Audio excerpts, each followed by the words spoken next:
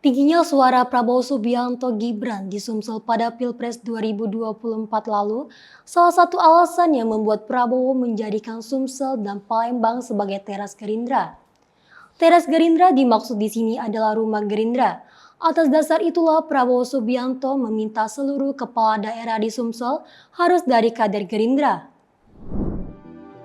Demikian diungkapkan Prima Salam SHMH, Ketua DPC Partai Gerindra Palembang di podcast Info Sumsel TV beberapa waktu lalu.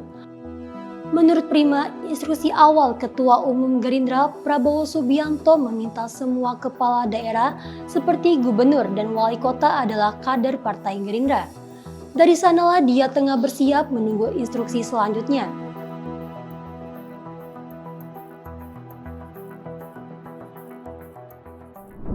Di sisi lain, nama Prima Salam tiba-tiba muncul dan mengimbangi elektabilitas dari dua pertahanan yang akan bertarung di Pilkada 2024. Dua pertahanan yang akan bertarung PJ Wali Kota Palembang Ratu Dewa dan mantan Wakil Wali Kota Palembang Fitriyanti Agustinda.